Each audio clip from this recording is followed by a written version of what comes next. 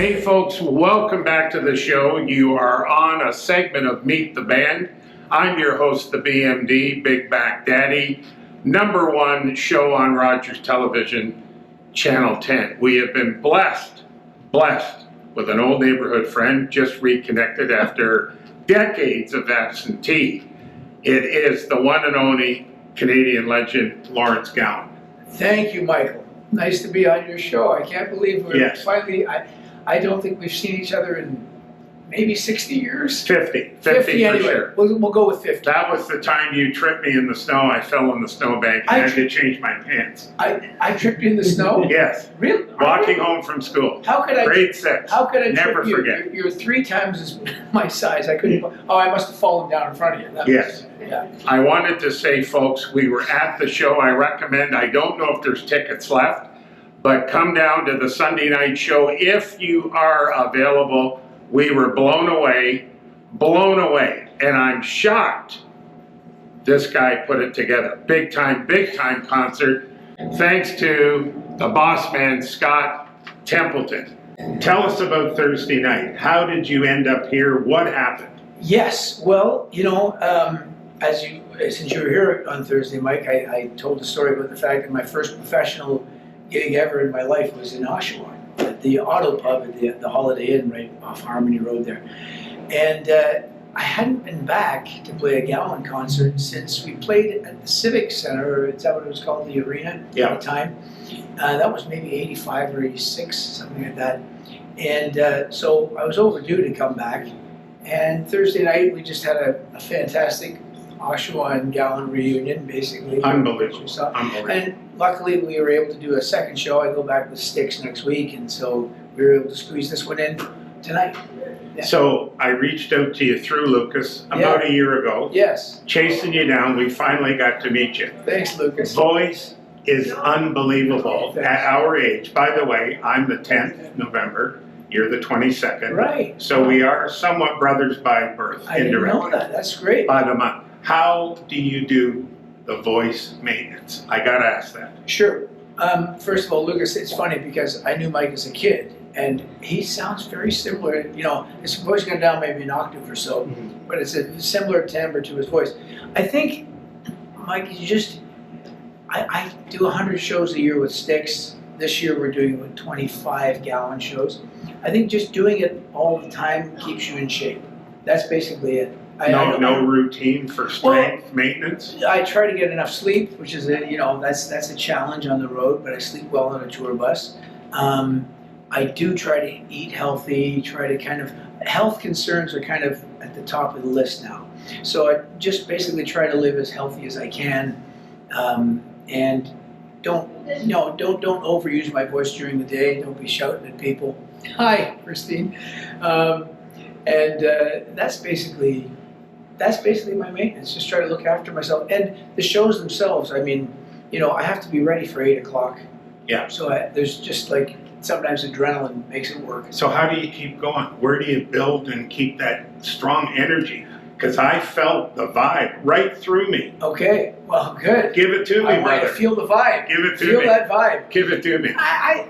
Honestly, the moment you walk out in front of an audience, if you're in front of whether it's a few hundred or a few thousand or tens of thousands of people, something happens that you're a kinetic connection, let's call it that, not to get too cosmic with it, but something kind of an exchange happens, an exchange of energy, whatever you want to call it, that I feel musically we're suddenly connected, and I want this to be great for you and for me and for us to really enjoy this.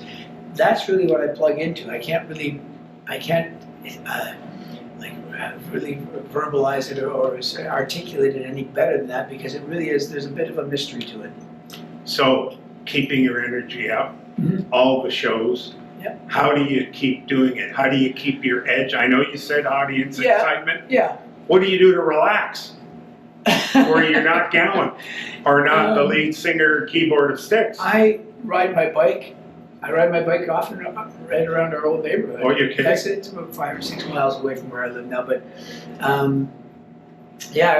like riding my bike. I go for walks. I go to the gym. I mean, obviously. And, I just do those kinds of things, nothing too extreme, but basically those things.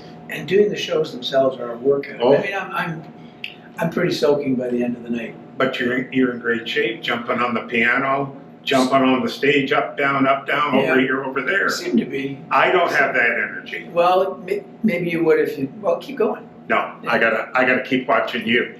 I have to tell the story. I want to hear it. About Give us, it up. As some kids. Okay. So when we were kids living in Scarborough growing up, the first concert I ever played I know it. was in your house. It was in your basement. I know that. Did you know that? Yes, I do. Yeah. Go ahead. Because we decided that we were going to put together a band called the Beatles. Correct. And because we were sure that no one else had heard of them. And it was yourself, your cousin Rick Nemo. Ricky, yeah. Yeah, and Danny Curran. Yes. Yes. And I was asked to join because there was a yard sale just a few blocks away where they were selling out on the front lawn, they were selling a kit of drums. And it was that kind of kit you would get at Simpsons back then. And they were selling it for like a quarter. So obviously some parents bought this for their kid and it was like too loud. And I went home, rode my bike home, I said to my mom, I was like, they got a whole set of drums for $25 for a quarter. She gave me the quarter, I went, bought them, lugged them home. They're made of cardboard. And we set up in your basement, and you're not gonna like where this goes. No, give it to me. Give it to me. And we did the concert. We were miming to the Beatles. We did Help, and the flip side of Help was I'm Down. And I'm sitting on the drums as Ringo, but I wanted to sing I'm Down, which I did. You tell lies thinking I can't see. You can't cry 'cause you're laughing at me. I'm down. And as if Ringo was the singer. Well, after the show, your mom, a couple of the other moms came over and said, wow, you can really sing well, you were really playing. And then Danny and Rick said, Lawrence, we're gonna have a band meeting. And I thought, oh, great, band meeting, this is getting serious. And we all sat down in your basement and they said, all right, here it is. We like your drums. We just don't like your drumming. And I was like, I was really crestfallen. And you know something? To this day, I'm a terrible drummer. Great story. But my son is a professional drummer. Actually, he just finished playing in Germany. Normally, he plays with us, and he was in Germany. Styx member.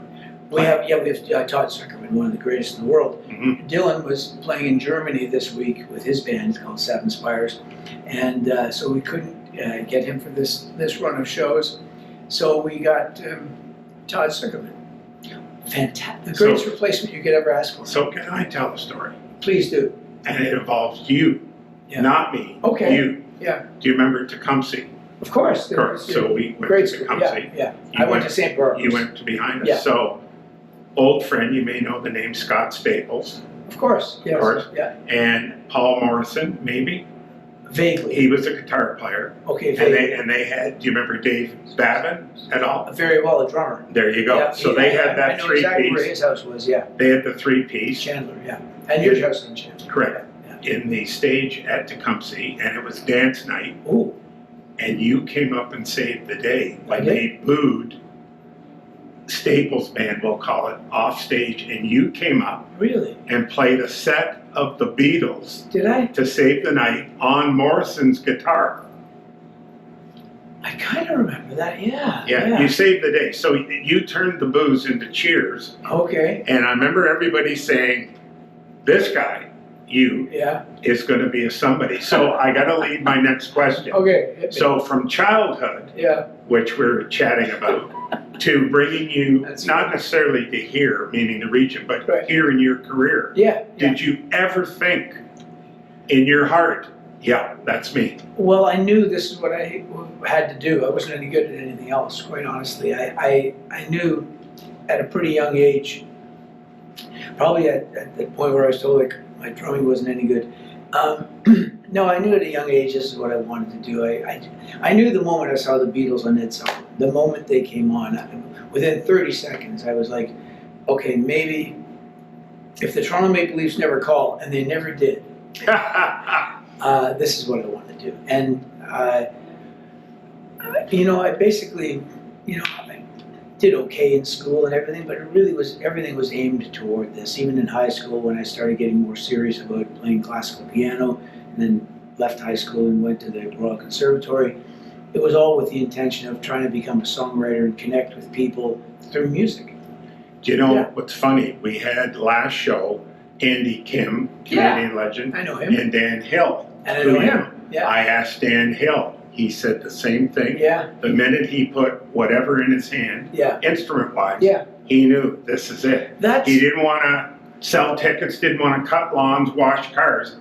He wanted to be songwriter, performer. You said word for word like you spoke to him. The same A&R guy, Jeff Burns, signed Dan Hill and also signed me. He was with a company called GRT when he signed Dan, and he was with Columbia Records when I got signed by him. He also signed Loverboy and Celine Dion and some other notable names. Mm-hmm. But there's something that, it's funny when younger people ask me, what would you, any advice for young musicians? First of all, no, because I get more of my advice from younger players now, as far as because the music industry part has changed so dramatically.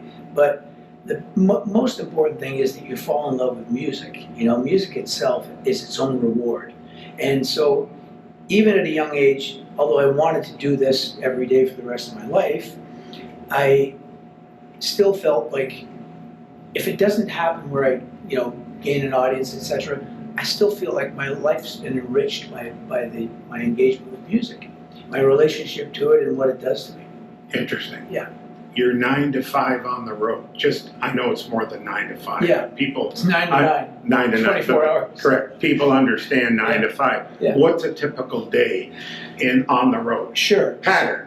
A typical day would be once we fly to the city where we're starting a tour. Let's say there's a run of, say, 3 weeks or something. Fly to that city, we all converge there. Tour buses are there. I'm usually on the tour bus every day for the next 3 weeks, going from city to city. Usually we drive overnight, if it's a 10, 12-hour drive, and arrive at a hotel.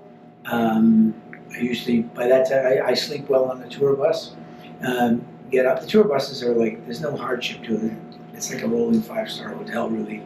We got all healthy food and everything. Hot breakfast on the bus, cappuccino machine or espresso machine.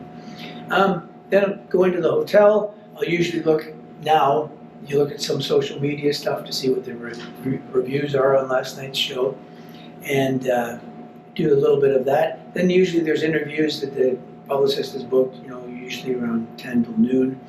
And then I usually go to the gym, do a little bit of just kind of getting my body ready for tonight. Because the thing is, the next morning after I've done a show, I know how old I am, because things are beginning to kind of like, and so I got to kind of work out a little bit, get something, get myself ready. Basically, it's all aimed towards 8 o'clock that night when we're going to hit the stage.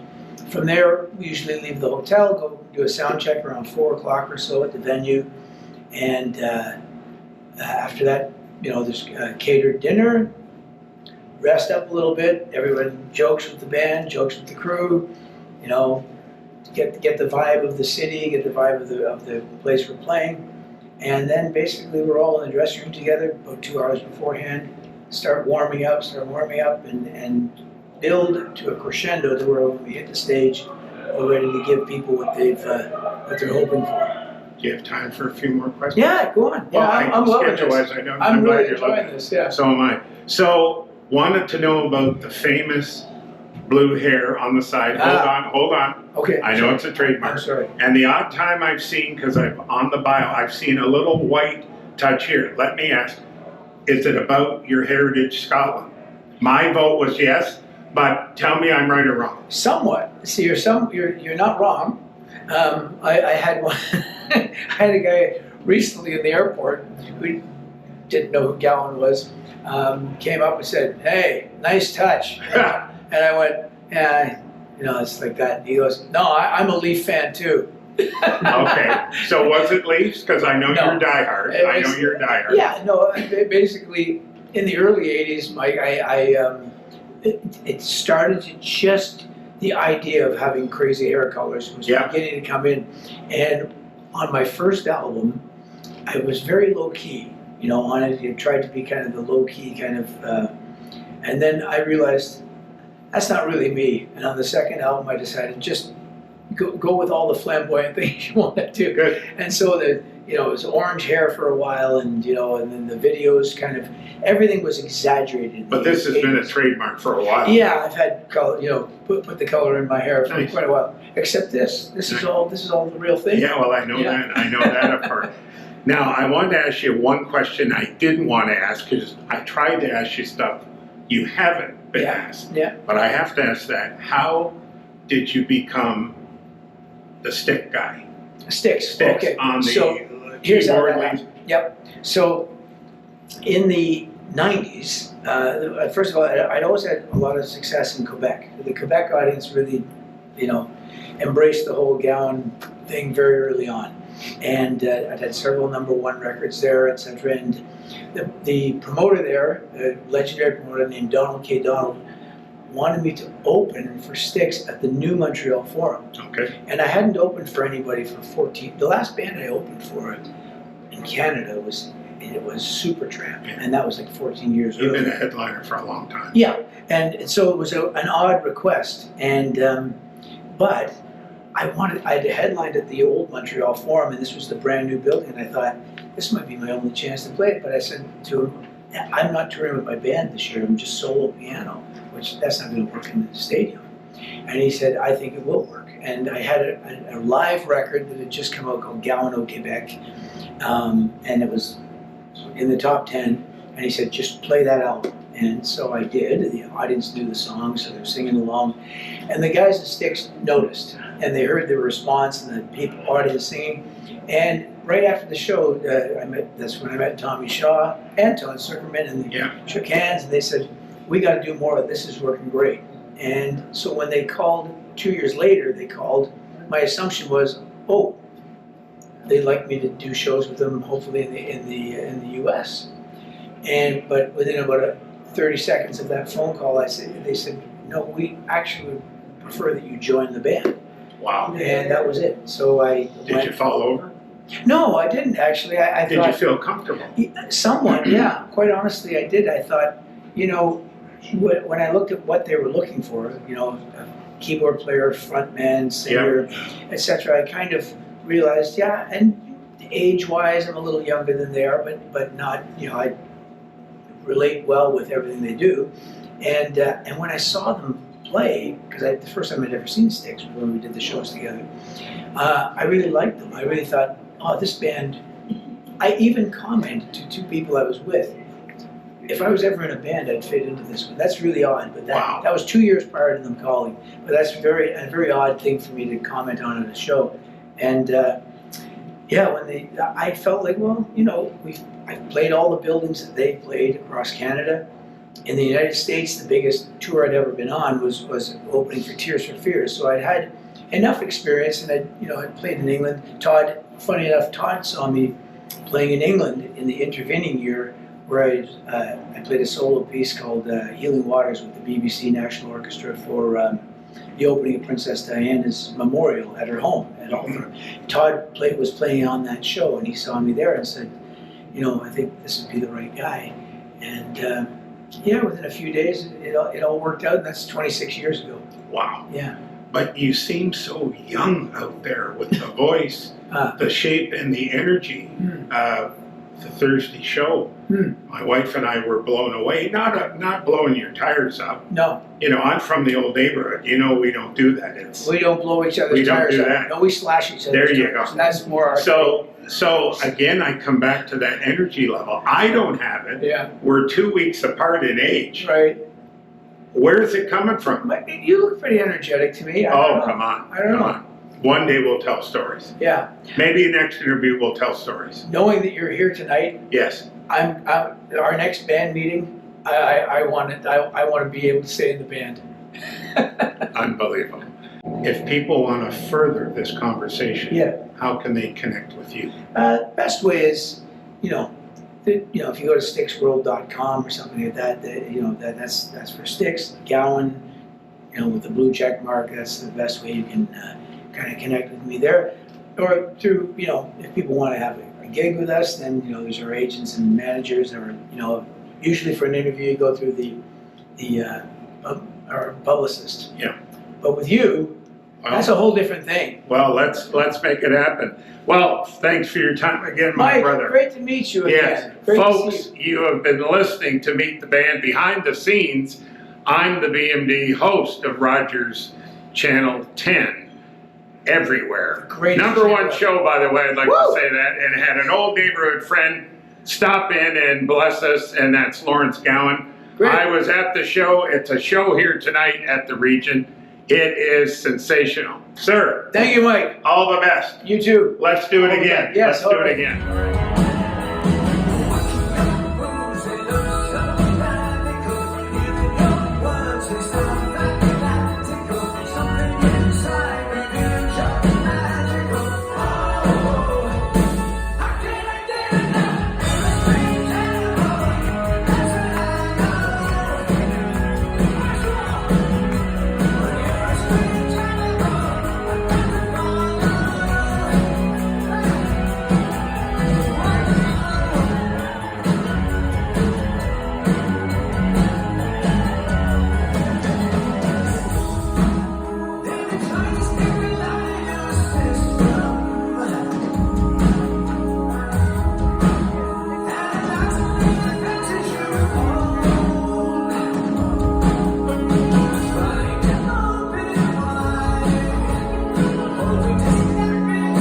Everybody, welcome back to the show, Meet the Band, behind the scenes here live at the Regent Theatre. I'm the BMD, and on my left, maybe not your left, is the boss man, Scott Templeton, Blackrose Productions partner with his wife. Anyways, we just finished the Gowan interview. Thank you again, boss man, for arranging that with Lucas. Very much appreciative. I hope I didn't let you down and showed the professional. It was really, really strong. But it's Scott's Corner now, and we are here to talk about you. I'm not letting you out of this one. You got the summer shirt on, I see. I do. I went with the Cabana Joe. No problem. I will be after you next show on matching our summer outfits. But my wife and I were at the show Thursday, the Gowan. You told me sold out in 1 day, 1 hour, whatever it was. I think I was on my seat in the sense of I was knocked out. Gowan is 2 weeks younger than me. I'm November 10th, he's November 22, same year. I can't even do or think of what he did up there. And the voice, the voice is like he's 20 years old. Anyways, tell me your thoughts to your fans and listeners on hearing from the boss what he thought. Well, you summed it up pretty simple, but I'm going to sum it up a little easier. Good. High octane, high energy show. It was a knockout of the park. I've had so many positive responses. There were so many different things that were put out. Tell me what people were saying or what media was saying. They're quite impressed that we were able to bring Gowan into the Regent Theatre. Now we are Blackrose. Yeah. It is a partnership with Yeah. Regent Theatre. Without Yeah. the Regent Theatre, I Yeah. wouldn't be here. And a great venue. It's an amazing venue. 609 seats. But how did you feel about the audience reception? Oh, Your emails you've got, your phone calls, texts saying wild. when you're sitting there looking upstairs, or when you're sitting, and we sat in our chairs for a little bit, then I went upstairs. Yeah. So by going upstairs, you see a little bit more reaction, and you can hear the reaction from people. So it was, like I said, it was a high energy, high octane show, and it's a do not miss. And I'll tell you right now, Yes. I'm gonna let it out of the bag. Oh, go ahead. We want the teaser. Well, there is a teaser, and it is next February, Okay. and it is gonna happen at the casino, Oh, and it's gonna be with Lawrence Gowan. wow. So we've got them At Pickering Casino. Pickering Casino. February? In saying that, on February 12th, actually, I'll tell you that day right away. Okay. And all we need right now is for one person to say okay, and that is Live Nation. Everybody else is okayed it. Wow. His agent, Lawrence, all of them. Wow. Okayed it. So I've said this numerous shows before. Yep. Blackrose seems to be moving and shaking with multiple venues, events. So what is hot on Blackrose? I mean, I know the Gowan thing tonight, blah, blah, blah, but the other events, what is going out right now to the other venues? Honestly, all the other venues we have, you mentioned it when you were talking to Gowan. Dan Hill and Andy Kim show. We have them in Belleville coming up. Yeah. We have them in Sanderson Center, and we have them in London. So that's all coming up. London's the last show, I think, of that stretch. It's in September. So June 28th is Sanderson, and May 23rd, or May 22nd, next week, is the Dan Hill Andy Kim show in Belleville. It's at about 400 sold, so there's tickets left. One of the biggest things we're going right now, and it was the same type of atmosphere, Greg Godovic. Yeah, oh yes. Godovic, we had him on our shows. Yes. And we decided, we looked at it and said, well, because he wanted to find a proper promoter to bring his in. So he stuck with us, and we've gone. You sold out everywhere. Not sold out everywhere, but we have 15 shows with Gowan, or with Gatto right now. So, and that's spread out across. But they're selling well. They're selling well. People still love Oh, them. And They love them. wow. So what is your game plan with Gowan in the announcement at Pickering Casino? That's a couple of thousand venue or whatever. Yeah. I think it'll be sold out Oh, I again. think so too. Wow. I think so too. So, Wow. Folks, you've been listening to Scott's Corner with Scott Templeton, owner, operator, and partner with his wife on Blackrose Entertainment. I'm the BMD. This has been Behind the Scenes, live at the Regent Theatre. If you're happy, tell a friend. We'll see you next time. Hey folks, the BMD here on my show Meet the Band. If you or your group would like to be a guest on the show, email us at thebmdpodcast@gmail.com. See you then.